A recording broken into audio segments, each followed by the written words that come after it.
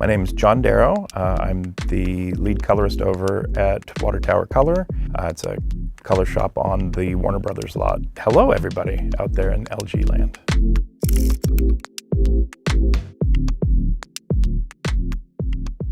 Oh, it's very exciting to see everything lined up like that.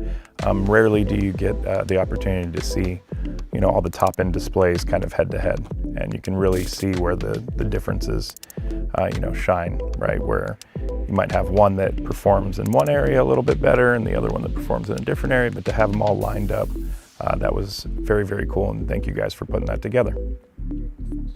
Oh, there's no such thing as perfect black, but yes, it was very nearing perfection. It was very, very dark and extremely black. I mean, that's always been the thing about when the OLEDs first came out. That was such a jump in image quality, right? And LG is known for having some of the best OLEDs in the market. I think the CX was the one that was really the killer display, right? Where it was the first time where the reference display and the consumer television, right? Consumer in air quotes, was very, very similar, right? And you could get a really good representation of your work on what would be considered a consumer set. It also opened up the doors for a lot of, aspiring colorists to be able to have a very good display to do work on, potentially in their home, in their garage, in their bedroom, whatnot. And that was a real paradigm shift in what the quality of display you could have. And I think that this current set of displays is showing that commitment to always pushing image quality and really, expanding color gamut, expanding range, because the goal is just to build a display that is like we see. And I think that you guys will keep striving to get there, and eventually we will. Absolutely. The best settings for your display, I'm going to say this very slowly, filmmaker mode.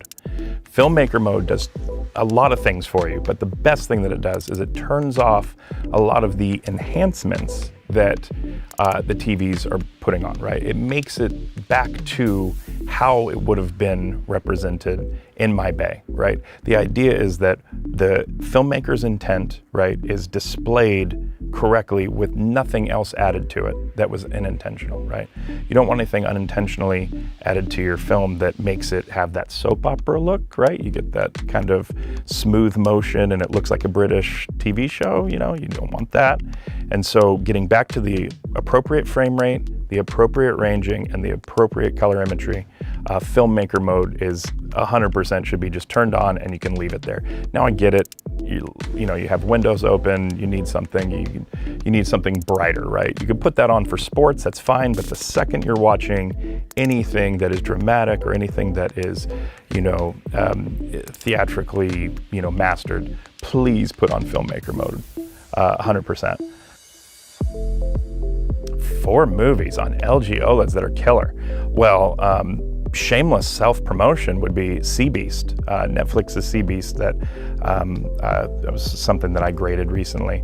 And one of the great things about that film is that a couple of the main characters in that film are named Red and Blue. And as you would guess, they are red and blue, and they look amazing on LG OLEDs. One of my favorite films of all time, Wizard of Oz, recently remastered in HDR, looks incredible on an LG OLED. The great thing about Wizard of Oz is there's so much color in that film. So much of it is about going from a black and white world into color. And it's one of my favorites, ever since I was, a little Aggie. And when you think of Wizard of Oz going from the black and white world to the color world, something that struck me a while ago when I saw it was a black and white film that was in HDR. And it was one of the best uses of HDR I've ever seen. And it was Roma, Alfonso Cuarón. And this was like a masterclass in like Ansel Adams' zone system, perfect black and white, subduing the things that he did not want you to see and just really highlighting the things that were important to the story. And it added so much to the drama of that film. I was really blown away by how good that was as far as an HDR grade. For a 4th one, now you got me on the spot. Can I not give you a movie and give you something else I use my LGs for? All right, so I'm super nerdy. You don't get into this profession unless you're not, right?